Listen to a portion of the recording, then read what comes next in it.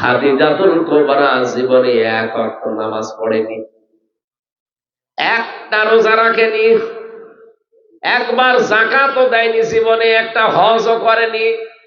অথচ আল্লাহ নিজে জান্নাতে ঘর বানিয়ে তার জন্য পাঠিয়ে দিয়েছেন পৃথিবীতে একজন মহিলা, যার জন্য জান্নাতে আল্লাহ ঘর বানিয়ে স্বয়ং সুসংবাদ পাঠিয়েছেন জিবরাইলকে দিয়ে।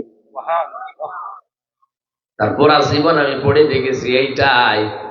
তিনি আর যাই করেছেন উনি পাননি, এগুলো নামাজ পাননি, রোজা পাননি, হজ পাননি, যাকাত পাননি, কারণ ইন্তেকালের পরে এই বিধানগুলো সব নাযিল হওয়া। জীবনে একটা বিষয় পাওয়া গেছে, উনি স্বামীকে উদ্বুদ্ধ করতেন দিনের জন্য। নিজের যত সম্পদ ছিল সব স্বামীর জন্য তিনি উজাড় করে দিয়েছিলেন।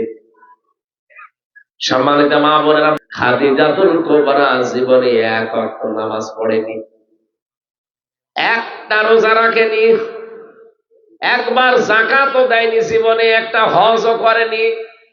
অথচ আল্লাহ নিজে জান্নাতে ঘর বানিয়ে তার জন্য পাঠিয়ে দিয়েছেন পৃথিবীতে একজন মহিলা, যার জন্য জান্নাতে আল্লাহ ঘর বানিয়ে স্বয়ং সুসংবাদ পাঠিয়েছেন জিবরাইলকে দিয়ে।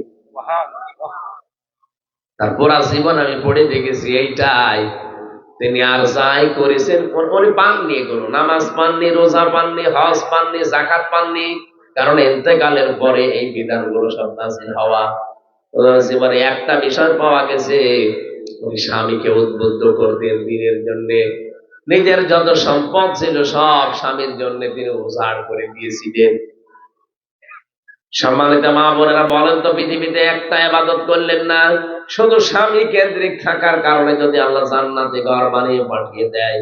আর একজনের জীবনে পড়েছি হযরতে আসিয়া, এই মহিলা তার স্বামীর অত্যাচারে অত্যাচারিত হওয়ার পরে দোয়া করেছিলেন, আল্লাহ তুমি আমার জন্য জান্নাতে একটা ঘর বানিয়ে দিও যেখানে বসে তোমারে দেখা যায়।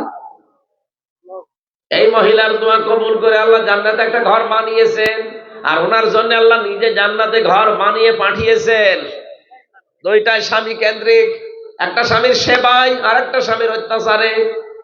এই জন্য আমরা চাই আপনি যখন বাইরে যাবে স্বামী, তখন আপনার লজ্জাস্থান সহ আপনার যা আছে পরিবারে, স্বামীর সন্তান, স্বামীর সম্পদ আপনি হেফাজত করে রাখবেন।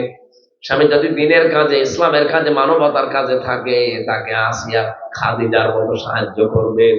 কিয়ামতের দিন হয়তো খাদিজার সাথে আপনাকে আল্লাহ জান্নাত দিয়ে দিতে পারে।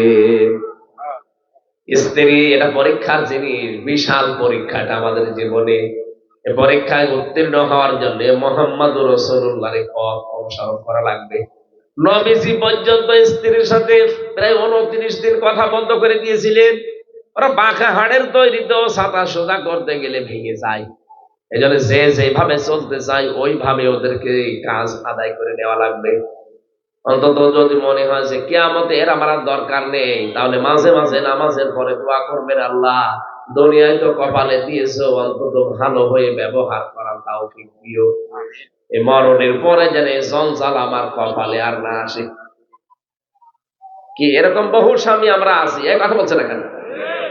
দুনিয়ায় তো দিয়েছে দিয়েছে, এই যতদিন আছে অন্তত সময়টা কেটে যাক, মরণের পরে এই জঞ্জাল যেন আল্লাহ তুমি আমার কপালে আর দিও না। এরকম দোয়া অনেক স্বামী করে না? এইরকম দোয়া যদি কোনো স্বামী কোনো স্ত্রীর বিরুদ্ধে করে থাকে, ওই স্ত্রী কপাল পোড়া। যদি আপনার স্বামী এটা চায় হযরতে রাসূলুল্লাহর মতো, মাঝে মাঝে হযরতে খাদিজার ইন্তেকালের পরে তিনি চলে যেতেন কবরে।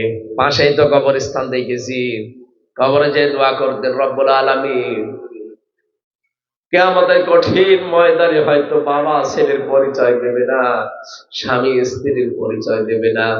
কঠিন ওই ময়দানে হাসরে যেন আমি আমার খাদিজাকে ভুলে না যাই। কি করেছিলেন স্ত্রী হিসাবে স্বামীর জন্য? অন্য কোন স্ত্রীর নাম তো বলেননি, এই একটা মহিলার নাম কেন বললেন? কি করেছিলেন বলেন তো মা বোনেরা? আপনি কি করেন যে আপনার জন্য স্বামীটা জীবন একদিন দোয়াও করে না, আরো বলে আল্লাহ এ জঞ্জাল কবে আমার ঘাট থেকে যাবে?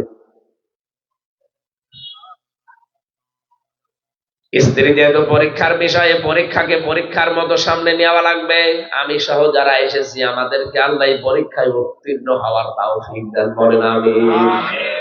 2 নম্বরে সন্তানাদি, এগুলো পরীক্ষার বিষয়, এগুলো আকর্ষণীয় করি আল্লাহ দিয়েছেন। 3 নম্বরে পঞ্জীবিত সোনা রূপা।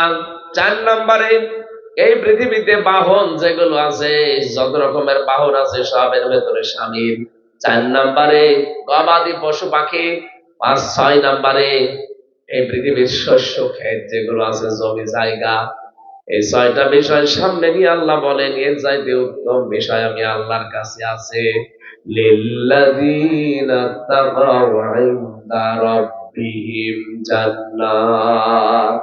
কোন মানুষ যদি সত্যি আল্লাহ ওয়ালা হয়ে যায়, আল্লাহকে ভয় করে জীবন চালাতে পারে, ও যদি জীবনকে তুচ্ছ মনে করে নাই, বিশাল সুখগুলো আমার সামনে আছে, এই সুখগুলোকে আমি পরিমিত ব্যবহার করে আখেরাতের সুখ চাই।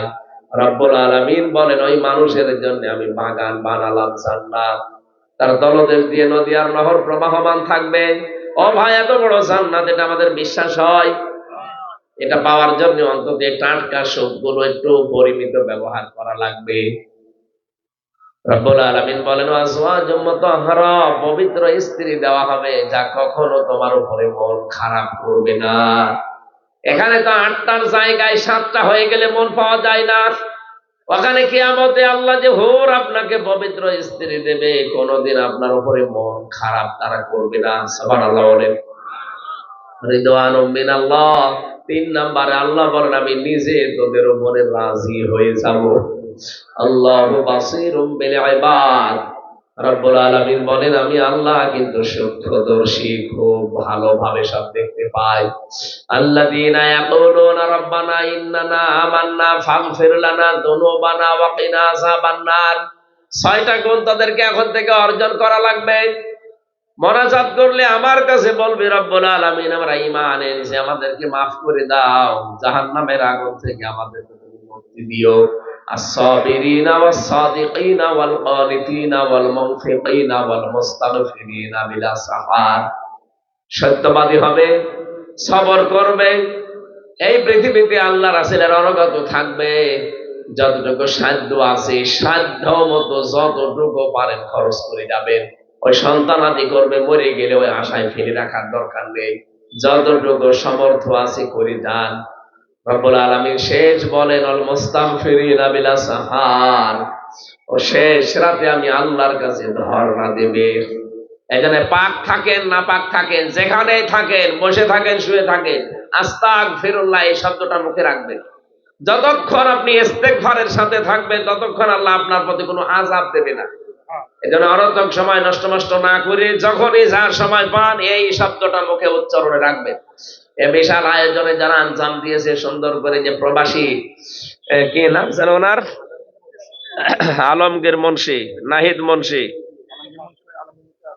এই ভাইরা এই সুন্দর আয়োজনে যারা আঞ্জাম দিল, আল্লাহ যেন তাদের এই টাকাগুলো ইসলামের প্রচারে কবুল করেন, বলেন আমিন।